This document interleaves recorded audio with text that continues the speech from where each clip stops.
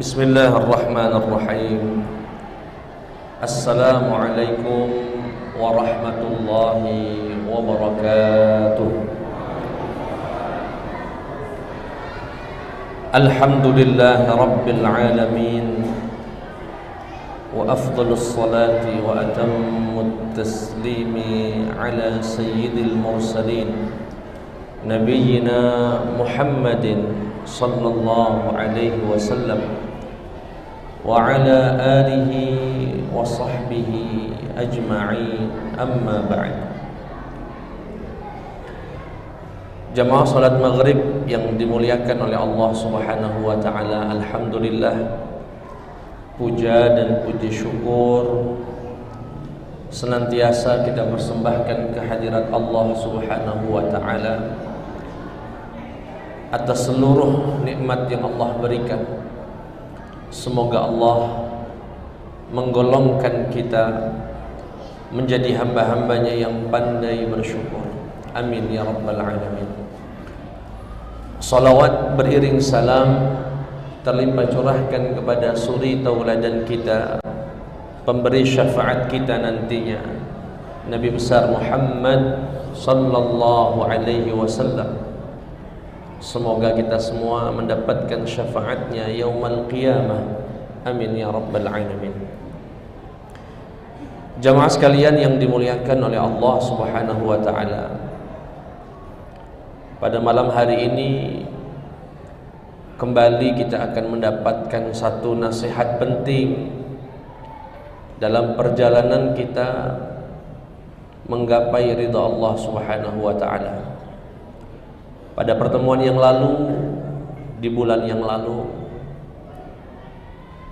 dikatakan bahwasanya seorang murid hendaknya orang yang selalu berzikir kepada Allah dan bertafakkur, baik dalam kondisi berdiri, duduk, lisannya berzikir, hatinya berfikir. Alladzina yadhkuruna Allaha qiyaman wa qu'udan wa 'ala junubihim wa yatafakkaruna fi khalqis samawati wal ard rabbana ma khalaqta hadza batilan subhanak faqina 'adzaban nar. Dan tafakkur sendiri sudah kita jelaskan ada 3 macamnya. Mulai tafakkur atas nikmat Allah, tafakkur akan kekuasaan Allah, kemudian tafakkur tentang perjalanan dinamika kehidupan di dunia. Dan itu alhamdulillah sudah kita selesaikan pada pertemuan yang lalu.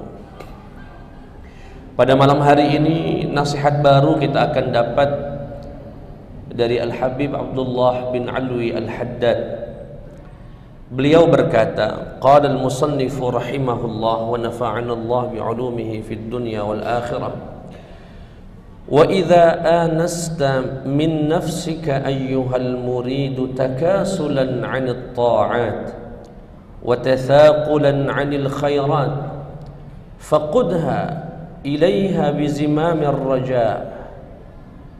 Kata beliau, duhai muridku, jika dalam perjalananmu menuju ridha Allah, perjalanan kita jemaah sekalian, tiap hari sholat, ngaji, berbakti sama orang tua, pagi-pagi cari nafkah, dan seterusnya, tahu-tahu datang masa-masa lesu, datang kadang tak diundang, takasulan wa tathaqulan, rasa berat betul, mau mengaji berat, mau ke masjid biasanya ringan berat, mau baca Quran padahal sudah dipegang itu Quran, sudah ambil wudu, dipegang, bentarlah megang HP bentar, tahu-tahu lanjut sama HP-nya, Qurannya ditinggal. Pernah Pak yang begini? Pernah Pak Ustadz, hampir tiap hari. Apa yang harus dilakukan seseorang ketika datang hal semacam itu? Wa idza anasta min nafsika ayyuhal muridu takasulan 'anil ta'at, rasa malas untuk melakukan ketaatan. wa tathakulan 'anil khairat, rasa berat untuk melakukan kebaikan, faqudha ilaiha bizimamir raja, maka saat itu ingat-ingatlah janji-janji kebaikan Allah Subhanahu wa taala yang akan melahirkan nantinya dalam diri ini rasa berharap yang disebut, diistilahkan dengan istilah roja. Maksudnya gimana Ustadz? Misal biasanya sholat berjamaahnya rajin, tahu-tahu malas bener. Tahu-tahu dia ingat sabda Nabi, barang siapa yang mendapatkan jamaah 40 hari dan mendapatkan takbir pertama bersama imam, kutiba lahu bara'atan, Allah akan catat untuknya 2 pembebasan, minan nar wa minan nifaq. Allah akan bebaskan orang yang 40 hari berturut-turut dapat takbir pertama bersama imam dari 2 hal, dibebaskan dari neraka dan dibebaskan dari kemunafikan. Setelah mendengar hadis itu muncul semangat, muncul harapan agar Allah betul-betul membebaskan dari api neraka. Nah, munculnya semangat di tengah rasa malas itu karena mengingat janji Allah, mengingat janji Nabi Muhammad sallallahu alaihi wasallam, itu yang disebut dengan roja. Timbul rasa berharap. Mau sedekah berat betul misalnya, padahal rajin sebelum-sebelumnya, tahu-tahu mau sedekah, tahu-tahu dia ingat sabda Nabi, masalul ladzina, firman Allah Subhanahu wa taala, masalul ladzina yunfiquna amwalahum fi sabilillahi kamathali habbatin anbatat sab'a sanabila fi kulli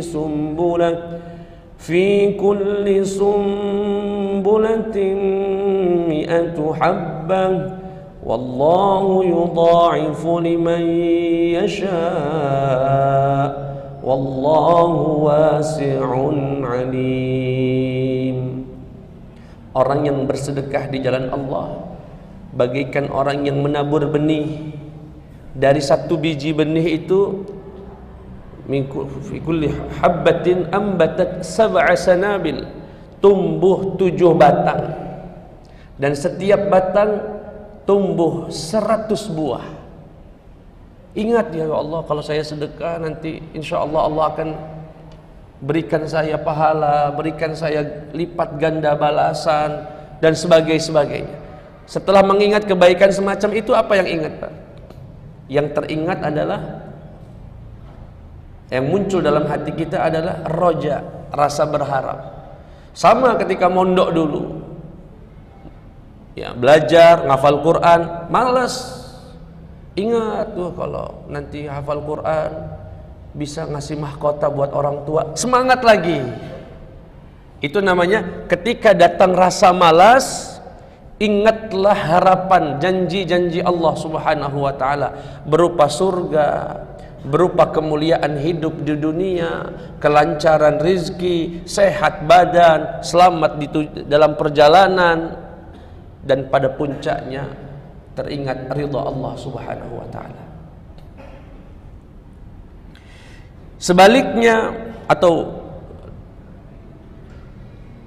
yang dimaksud dengan roja yang beliau sebutkan dalam kitab ini, wa huwa an tadhkura laha ma wa'adallahu bihi minal 'amilina bi ta'atihi minal fawzil 'azim wan na'imil muqim war rahmati war ridwan والخلود في فسيح الجنان والعز والرفعة والشرف والمكانة عنده سبحانه وعند عباده. Malam, sholat malam, tahajud, biasanya rajin, tahu-tahu malas. Begitu malas, apa yang harus dihadirkan di dalam hati? Ingat sabda Nabi Muhammad sallallahu alaihi wasallam yang menyebutkan bahwasanya nanti ketika orang dikumpulkan di padang mahsyar, nada munadin, ada seseorang yang menyeru, malaikat menyeru, aina alladzina kanu tatajafa junubuhum 'anil madaji', mana dulu orang-orang yang lambungnya jarang menyentuh kasur, Itu kiasan dari bahasa hadis dan bahasa Quran. Orang yang jarang tidur di malam hari karena tahajud adalah orang yang lambungnya tidak nyentuh kasur. Mungkin kalau di hari Jumat, kalau di Palembang itu tiap Jumat pagi kita baca surat As-Sajdah di rakaat pertama. Di ayatnya Allah mengatakan, tatajafa junubuhum 'anil madaji' yad'una rabbahum khaufan wa tama'a mimma razaqnahum yunfiqun. Orang yang tatajafa junubuhum, berjarak lambung-lambung mereka, 'anil madaji' dari tempat tidur-tidur mereka. Apa kata malaikat tadi? Mana orang-orang yang dulu suka bangun malam, yang lambungnya jarang menyentuh kasur demi bisa bangun dan sujud kepada Allah Subhanahu wa taala. Tahu-tahu bergerak sebagian umat Nabi Muhammad itu berkumpul di satu tempat dan jumlahnya sedikit. Apa kata para malaikat? Silahkan masuk ke dalam surganya Allah Subhanahu wa taala min ghairi hisab, tanpa hisab. Setelah itu baru diizinkan yang lain untuk masuk surga. Kira-kira ketika jam 3 bangun, berat banget mau sholat, teringat sabda Nabi yang menggambarkan nanti di akhirat orang yang biasa bangun malam akan diizinkan masuk surga tanpa hisab. Apa yang muncul dalam perasaan kita? Semangat untuk kemudian bangun karena Allah Subhanahu wa taala akan mengizinkan dia masuk surga min ghairi hisab. Ini yang beliau maksud. Kalau datang rasa malas, sholat jamaah malas, ngaji malas, baca Quran malas, sedekah malas, berbuat bakti sama orang tua malas, macam-macam. Ingat janji-janji Allah dan janji baginda Muhammad sallallahu alaihi wasallam yang itu nanti akan melahirkan rasa roja di dalam hati kita. Rasa berharap. Sholat duha malas, tapi aku pernah ngaji. Orang yang sholat duha rizkinya dijamin Allah, sholatlah misalnya. Tergerak dia. Salawat sama Nabi. Walaupun nanti akan saya jelaskan. Kata Pak Ustadz, kalau kita punya hajat sesuatu, banyakin salawat aja. Salawatlah misalnya. Akhirnya dia tergerak untuk bersalawat, untuk bersedekah, karena ada harap yang dia ingin dapatkan. Dan harapan itu bersumber dari janji Allah dan janji baginda Muhammad sallallahu alaihi wasallam. Mulai dari kenikmatan dunia, kelancaran hidup, kemuliaan, surga, puncaknya adalah ridha Allah Subhanahu wa taala.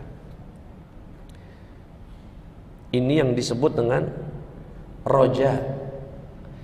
Tapi permasalahannya bagaimana dia bisa ingat janji-janji Allah, janji-janji Nabi? Ngaji. Kalau nggak ngaji tahu dari mana ada janji-janji tadi? Kalau nggak pernah hadir pengajian, nggak pernah baca buku, nggak pernah dekat sama ulama untuk bertanya, dari mana dia tahu kalau kemuliaan? Bahkan Nabi pernah berkata,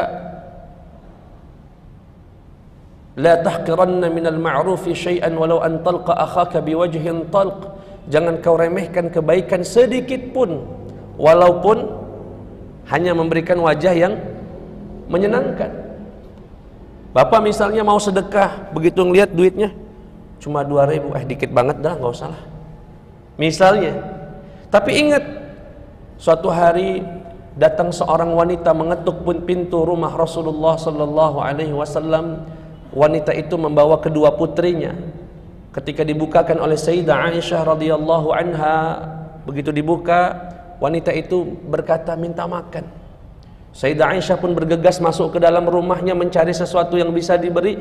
Hanya ada 3 buah kurma. Seketika itu 3 buah kurma diserahkan kepada sang ibu. Sang ibu yang melihat kedua anaknya menangis karena lapar langsung memberikan 2 kurma kepada 2 putrinya. Dikasih 1, dikasih 1, sudah habis tinggal 1. Dan itu jatah dia, jatah sang ibu. Ketika ibunya mau makan, anaknya menangis masih minta tambah. Akhirnya sang ibu membelah kurma itu menjadi 2, setengah-setengah, diberikan kedua putrinya. Sayyidah Aisyah melihat kejadian itu dan terperangah, alangkah indahnya perbuatan ibu ini. Langsung masuk Sayyidah Aisyah mencari Rasulullah dan bercerita kepada Nabi Muhammad SAW. Ya Rasulullah, tadi datang seorang wanita meminta makan dengan membawa kedua putrinya, aku berikan 3 kurma. Ada satu hal yang sangat menarik dan indah aku lihat ya Rasulullah. Apa itu? Sang ibu membelah kurma jatah miliknya untuk dibelah 2 dan diberikan kepada kedua putrinya yang masih menangis. Apa kata Nabi? Innallaha qad aujaba laha bihal jannah. Sungguh Allah telah memantapkan, mewajibkan untuknya mendapat surga. Sedekah dengan setengah buah kurma. Dalam kesempatan lain Nabi berkata, ittaqun nara walau bisyiqqi tamrah. Lindungi diri kalian walaupun sedekah dengan setengah buah kurma.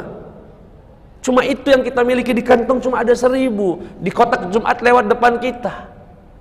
Gak usah malu misalnya. Enggak, bismillah. Kalau yang 1000 ini yang nanti mendatangkan rahmat Allah subhanahu wa ta'ala. Nah, rasa sungkan beribadah tadi berubah menjadi semangat beribadah karena dia mampu mengingat janji Allah, mampu mengingat janji Rasulullah. Termotivasilah ia.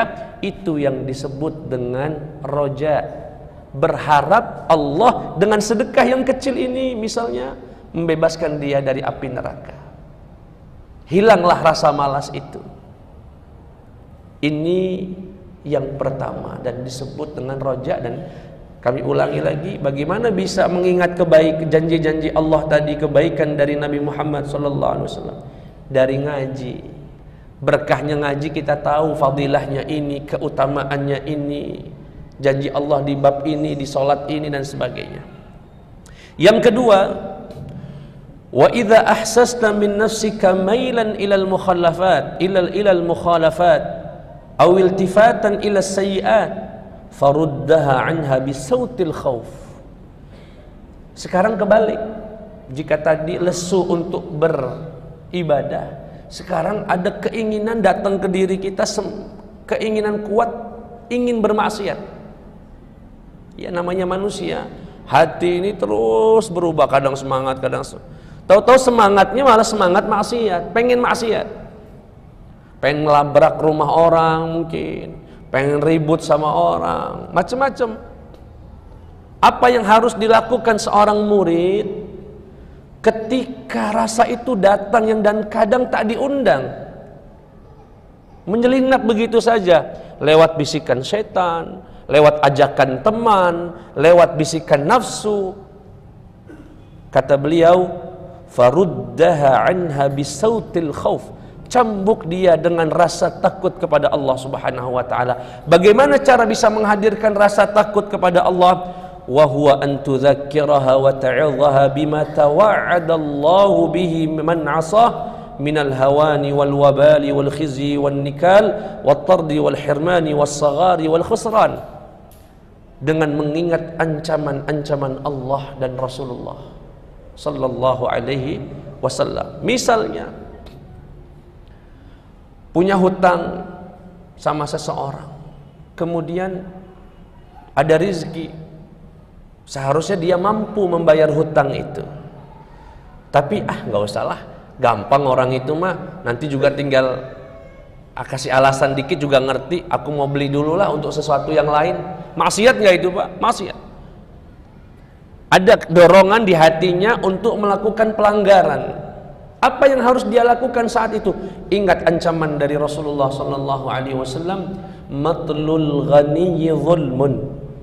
Orang yang memiliki kemampuan dan menunda-nunda pembayaran hutang adalah zalim. Wattaqudz zulma fa innadz zulma zulumatun yaumal qiyamah. Hati-hati dengan berbuat zalim, balasannya berlipat-lipat nanti di hari kiamat. Takut. Bayar. Tadinya dia mau nggak bayar, mau nunda dengan alasan mau beli ini, mau beli itu. Teringat ancaman dari Nabi Muhammad, perbuatan itu adalah zalim. Sehingga Nabi pun tidak mau, sallallahu alaihi wasallam mengatakan itu sebagai perbuatan yang zalim. Orang itu pun kemudian membatalkan keinginannya untuk membeli sesuatu yang lain. Akhirnya dia bayar hutangnya. Misal yang lain, Nabi Muhammad sallallahu alaihi wasallam juga mengancam orang yang nggak datang sholat jamaah akan dibakar rumahnya misalnya. Orang yang na'udzubillahi min dzalik membuat kezaliman kepada seseorang seperti tadi menunda hutang, memutus silaturahim, ya, kemudian menghina seseorang. Suatu hari sahabat Abu Dzar Al-Ghifari itu pembantunya melakukan kesalahan. Ketika melakukan kesalahan, yang dimarahin bukan hanya pembantunya, tapi sama ibu-ibunya disebut dalam caciannya sahabat Abu Dzar, kamu ini dasar anaknya ini. Dan itu terdengar di telinga Nabi Muhammad SAW. Nabi langsung marah dan berkata, innaka mru'un fika jahiliyah. Sesungguhnya kamu adalah laki-laki yang di dalam dirimu masih ada sifat jahiliyah itu, merendahkan orang lain. Kata Nabi, kalau punya pembantu, jangan kau bebani dengan beban yang di atas kemampuan dia. Tapi kalau memang harus membebani dia di atas kemampuannya, ikut membantunya. Sejak hari itu Pak, sahabat Abu Dzar Al-Ghifari kalau pakai pakaian selalu sama dengan pakaian pembantunya. Dan itu tidak biasa di kalangan orang Arab, kan kastanya terlihat, siapa yang sayyid, siapa yang abad, siapa yang tuan, siapa yang budak. Tapi sejak itu kemana berangkat bareng, makan satu meja sama budaknya, ditanya Abu Dzar, kok kamu memperlakukan pembantumu, budakmu seperti seorang sayyid? Diceritakan, aku pernah merendahkan dia dan Nabi marah luar biasa kepada saya. Teringat ya ancaman itu, sehingga keinginannya untuk bermaksiat dibatalkan. Misalnya lagi, berbuat kezaliman yang lain, ninggalkan sholat misalnya. Kata Nabi Muhammad SAW, orang yang meninggalkan sholat, inna awwala ma yuhasabu bihi al-'abdu min 'amalihi as-salah, fa idza salahat faqad aflaha wa anjah, wa idza fasadat faqad khaba wa khasir. Orang yang meninggalkan salat akan mendapatkan kerugian yang tidak ada kerugian di atas kerugian tersebut. Tadinya enggak salat, mau enggak salat, tasbih batal, menjadi salat. Ini disebut dengan khauf. Disebut dengan, yaitu mengingat ancaman Allah, mengingat ancaman Rasulullah sallallahu alaihi wasallam. Mau berbuat zina, ingat ancaman dari Allah, ancaman dari Rasulullah. Mau berbuat yang minum khamar, ingat ancaman dari Allah dan Rasul. Sehingga keinginan itu menjadi terrem dan dia batalkan, karena dia takut kepada Allah Subhanahu wa ta'ala. Jadi ada dua hal, ada roja, ada khauf. Kalau diilustrasikan dalam kendaraan, roja itu gas, khauf itu rem. Mobil kalau cuma ada gas nggak ada rem, nabrak. Khauf, tapi kalau cuma ada khauf nggak ada roja, ngerem terus. Sehingga begitu dia malas beribadah, gas dengan roja. Begitu ada kedatangan semangat untuk maksiat, rem dengan khaufnya. Sehingga Imam Ghazali mengatakan dalam kitab Ihya, ar-raja'u wal khawfu bihima yatirul muqarrabuna ila kulli maqamin mahmud. Kata beliau, khauf atau roja dan khauf, rasa berharap kepada janji-janji Allah yang membuat dia semangat beribadah, dan rasa takut dia karena ancaman-ancaman Allah dan Rasulnya membuat dia takut untuk bermaksiat, adalah dua sayap bagi seorang hamba untuk bisa mendekatkan diri kepada Allah Subhanahu wa ta'ala dan menggapai maqaman mahmud, yaitu kedudukan yang tinggi. Ini yang disebut dengan apa Pak? Maqam ar-raja dan maqam al-khawf. Rasa harap dan rasa takut. Walaupun Pak, dan ini saya sempurnakan penjelasannya, rasa roja dan khauf itu harus selalu hadir dalam perjalanan hidup kita ini Pak. Harus selalu hadir terus. Tetapi kalau sudah di ujung kehidupan, ketika sakaratul maut, Imam Nawawi berkata, lupakan khauf dan hadirkan roja. Kenapa Ustaz? Misal seseorang sedang mengalami sakaratul maut, matanya terpejam, dalam pikirannya mungkin review kehidupannya datang, oh masa muda saya kesana kesini, dulu saya malas sholat, rajin bermaksiat, durhaka sama orang, macam-macam. Dalam pikir ini sedang sakaratul maut, Pak. Kata Imam Nawawi dan para ulama yang lain, jangan hadirkan rasa khauf, karena sudah nggak ada manfaatnya lagi. Khauf toh sudah tinggal meninggal dunia. Maksudnya gimana? Aduh, dulu saya nggak sholat, mampus saya ini, bakal meninggal, bakal diapain sama Allah ini saya. Akhirnya kalau dia rasa khauf yang dihadirkan, rasa takut, yang muncul adalah rasa benci berjumpa Allah, rasa benci untuk berjumpa Allah. Tetapi apa yang harus dihadirkan saat dia sedang menghadapi sakaratul maut? Husnudzan dan roja kepada Allah. Ya Allah, aku tahu dosaku banyak, tapi Engkau Maha Pengampun. Ya Allah, aku tahu dulu sholatku belum khusyuk, tapi Engkau Maha menyempurnakan.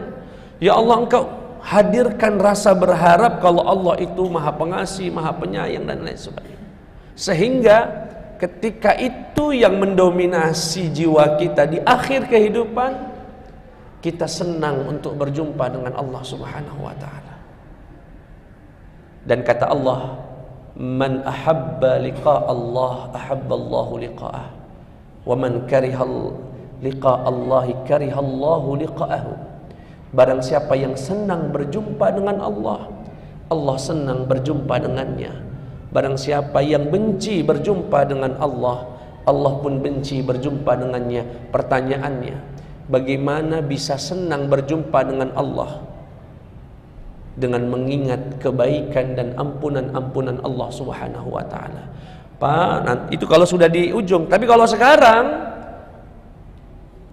jangan coba-coba memperbanyak rojaknya dengan alasan untuk nggak apa-apa maksiat, nanti Allah juga ngampunin. Nggak apa-apalah, gampang itu utang, nanti tinggal istighfar 3 kali aja.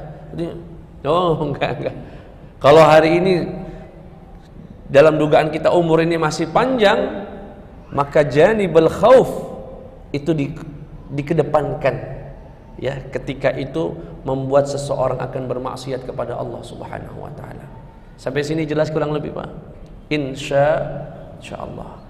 Lagi-lagi pertanyaan berikutnya, dari mana kita tahu ini ancaman Allah? Ancaman Allah kalau orang durhaka sama orang tua begini, ancaman kalau nyakitin tetangga begini, ancaman kalau kita pakai riba begini. Misalnya ada semangat nih, nggak apa-apalah pakai riba dikit aja. Tapi tahu-tahu hadir dalam pikirannya, disebutkan oleh Nabi Muhammad SAW, innar riba, sesungguhnya riba itu memiliki bid'atun wa thalathuna baban adnaha an yankihar rajulu ummah, atau kama qala alaihi salatu wassalam, bahwasanya riba itu dosanya berpuluh-puluh kali lipat, dan yang paling ringan adalah seperti seseorang yang berzina dengan ibu kandungnya. Wah, langsung jadi, nggak jadi batal. Tadinya mau maksiat, ingat langsung. Itu yang dimaksud oleh beliau, kalau ada keinginan untuk bermaksiat, ingat ancaman Allah dan Rasulnya. Dengan itu akan muncul rasa khauf dan dia berhenti daripada keinginan tersebut. Kemudian Al-Habib Abdullah bin Alwi Al-Haddad memberikan kita suatu nasihat yang sangat penting. Wa iyyaka wal wuqu'a fima waqa'a fihi ba'du syatihin min al-istihanati bi sya'nil jannati wan nari wa 'azzim ma 'azzama Allah wa rasuluh. Pak Ustadz tadi kayaknya Pak Ustadz sempat nyebut kalau pengen rezekinya lancar sholat duha, kalau pengen rezekinya lancar banyak sholawat. Berarti orang itu sholawatnya karena pengen rezekinya lancar dong. Berarti orang itu rajin sholat duha biar rezekinya lancar. Orang itu tadi Pak Ustadz juga nyebut kalau kita sedekah nanti dilipat-lipat gandakan. Berarti orang itu sedekah biar berarti nggak ikhlas dong Pak Ustadz. Mungkin ada yang berpikir semacam itu, dan ini diingatkan oleh beliau. Begini Bapak Ibu, ikhlas itu dibagi oleh para ulama menjadi 3 derajat. Menjadi 3 derajat. Yang pertama ikhlasul awam. Yang kedua ikhlasul khawas. Yang ketiga ikhlasu al-khawasil khawas. Yang pertama ikhlasnya orang awam, ya seperti saya dan mungkin sebagian dari kita. Yang kedua ikhlasnya orang khusus. Yang ketiga derajat yang paling tinggi ikhlasnya orang yang khusus di antara yang khusus. Maksudnya gimana Ustaz? Begini Pak, kalau bapak ibu ibadah karena Allah dan gitu ya, ada dannya juga nih Pak, biar rizkinya lancar, biar sembuh sakitnya. Dan ini yang banyak dilakukan orang. Rajin sedekah ngapa? Biar bisa beli mobil Lamborghini Ustaz. Nanti kan Allah lipat gandakan. Ini yang semacam ini, apakah salah Ustaz? Tidak. Itu ikhlasnya orang awam. Dimana orang awam kalau cuma dijanjikan ridho Allah, dia belum bisa membayangkan ridho itu bentuknya gimana, rasanya apa. Sehingga kalau ketemu orang misalnya, Pak Ustadz minta amalannya sih misalnya, saya ini lagi mau punya usaha nih, biar lancar gimana? Ya udah, jangan tinggalin sholat duha misalnya, sama rajin sedekah. Orang awam baru bergerak mau ibadah kalau diiming-imingi yang begitu. Kalau nggak ada begitunya nggak nyambung, belum masuk. Artinya apa? Ikhlasnya orang awam adalah ibadahnya karena Allah, tetapi juga ada unsur duniawinya. Tapi ingat, duniawi yang di sini adalah yang disebutkan dalam janji Allah dan Rasulnya. Nah, ini dalam Al-Quran dan hadis. Yang kedua, ikhlasnya orang khawas, yaitu ibadah karena Allah dan gak berharap lagi tuh dunia yang rizkinya lancar, biar bisa beli rumah, biar bisa beli mobil, enggak. Tapi dia pengen masuk surga dan jauh dari neraka. Artinya Allah plus pengen masuk surga. Ibadahnya itu motivasinya Allah dan surga. Surga itu makhluk nggak Pak? Makhluk. Surga itu diciptakan Allah. Sedangkan Allah Khaliq. Nah orang yang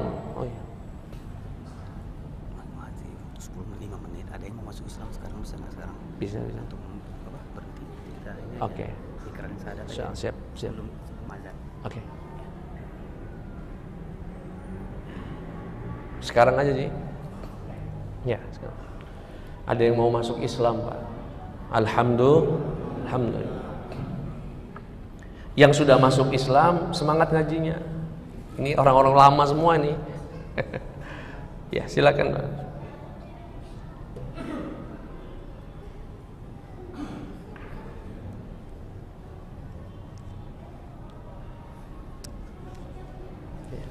Disiapkan ini. Kita lanjut sedikit Pak ya.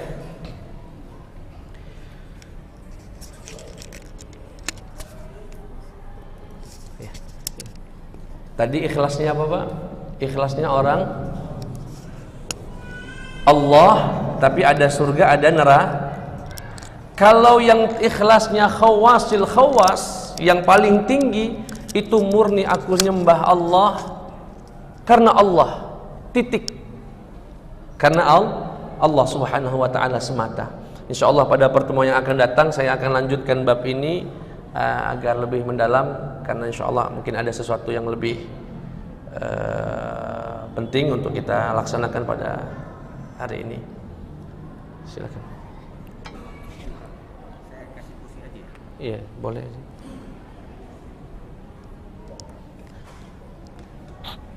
Sini.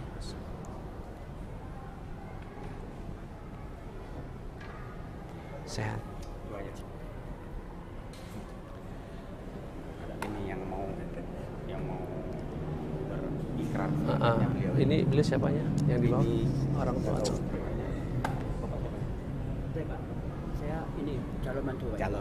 Ya. Beliau di calon Pak Daniel. mertuanya. Oh iya, silakan.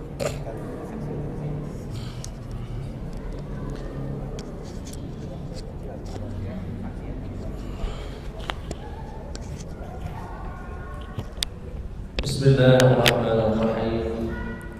Alhamdulillahirabbil alamin wa sallallahu ala sayyidina Muhammadin wa ala alihi wa sahbihi ajma'in.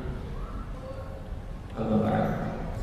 Jamaah sekalian yang dimuliakan Allah Subhanahu wa taala, pada malam hari ini dengan izin Allah Subhanahu wa taala kita akan sama-sama menyaksikan pengikraran salah seorang hamba Allah yang insyaallah telah mendapatkan hidayah dan akan mengucapkan 2 kalimat syahadat di hadapan kita semua. Namun sebelumnya izinkan kami untuk bertanya atau memperkenalkan diri dulu. Namanya siapa? Nama saya Effendi, panggilannya Effendi. Asalnya dari? Asalnya dari Karanganyar. Bandaran. Karanganyar, Bandaran. Lampung Selatan. Lampung Selatan ya, Lampung Selatan. Pak. Yang kedua, adakah paksaan atau sebelumnya agamanya apa? Agamanya Katolik. Katolik ya?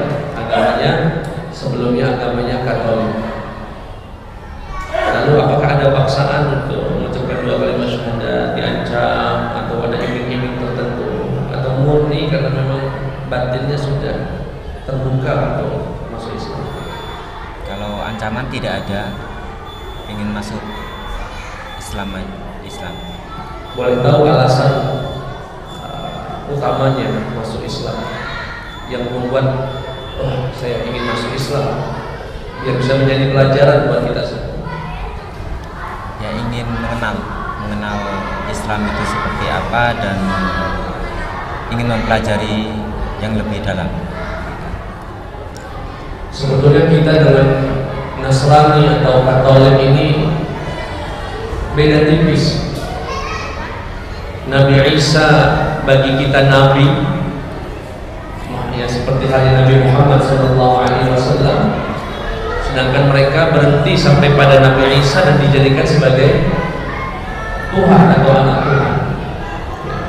Jadi insya Allah sekali lagi karena waktu kita yang terbatas, sampean Effendi tadi ya, dengan penuh kesadaran, keikhlasan, tanpa ada tekanan, silakan diulangi ucapan dari saya.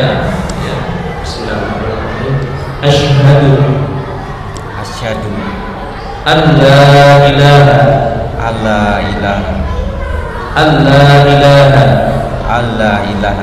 illallah wa asyhadu anna Muhammadan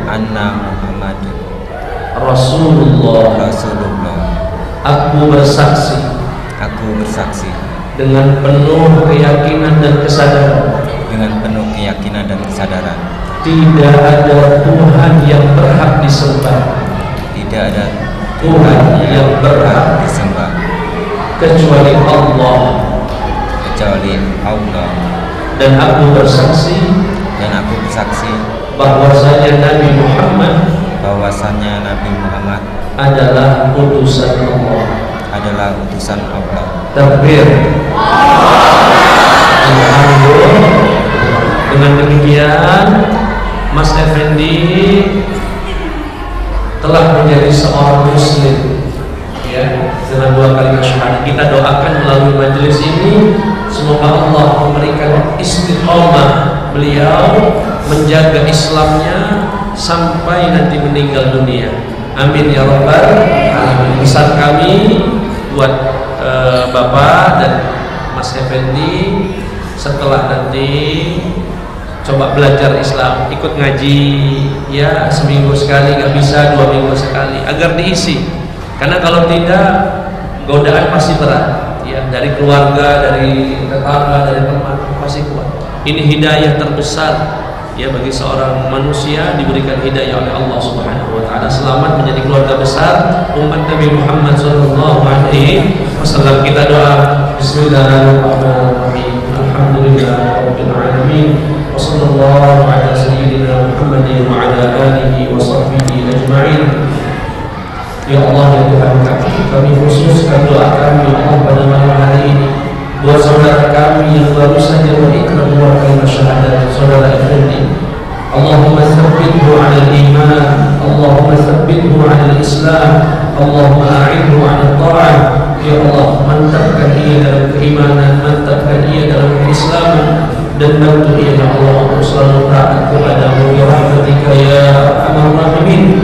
Dan anugerahkan kami seluruhnya ya Allah bi husnil khatimah.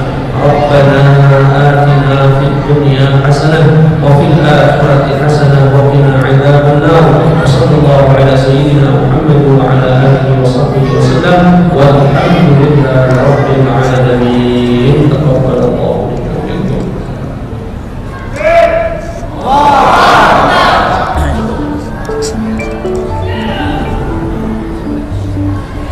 Itu saja pengajian kita. Intinya tadi sudah